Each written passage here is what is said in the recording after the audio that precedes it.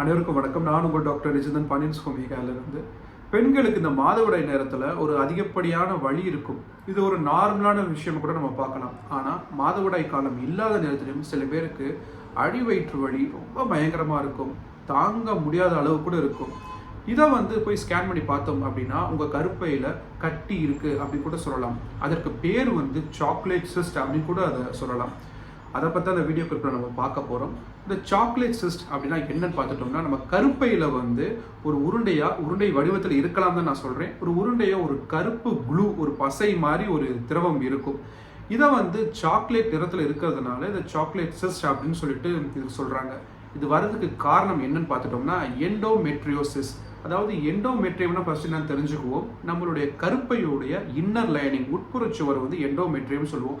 பொதுவாக இந்த மாதவிடாய் நேரத்தில் அதுவே வெளியே ரத்தமாக வெளியேற ஆரம்பிச்சிடும். ஆனால் சில நேரங்களில் இதில் இருக்க திசுக்கள் வேற இடங்களில் வளர்ச்சி அடையும். ஃபலோப்பியன் டியூபாக இருக்கலாம், ஓவரி, கருப்பையில் கூட இதோட திசுக்கள் வளர்ச்சி அடையலாம். அதுதான் இந்த சாக்லேட் சிஸ்டா இது ஃபார்ம் ஆகி நம்மளுக்கு தொந்தரவுகளை கொடுக்குது.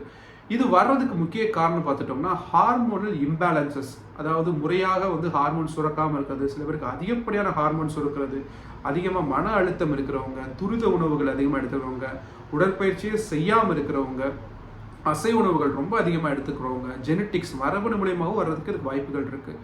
இப்போ அறிகுறிகள் என்ன அப்படின்னு பார்த்துட்டோம்னா, ஏற்கனவே சொன்ன மாதிரி அடிவயிற்று வலி ரொம்ப தாங்க முடியாத அளவுக்கு இருக்கும். மாதவிடாய் நேரத்தில் ரத்தப்போக்கு ரொம்ப அதிகப்படியாக இருக்கும். மலச்சிக்கல் வரும், மூட் ஸ்விங்ஸ், அதாவது சிலத்தில் எரிச்சல் அடைவாங்க, இன்ஃபர்டிலிட்டி, குழந்தையின்மை பிரச்சனையும் இது வர்றதுக்கு வாய்ப்புகள் இருக்குது. இந்த மாதிரி தொந்தரவுகள் ஹோமியோபதி மருத்துவ முறையில் எந்தவித அறுவை சிகிச்சை இல்லாமே சரி பண்ண முடியும். அதோட சேர்த்து உணவு பழக்க வழக்கத்தையும் நீங்கள் முறையாக கடைபிடிச்சு உடற்பயிற்சியும் பண்ணீங்க அப்படின்னா ஈஸியாக இதை சரி பண்ணலாம்.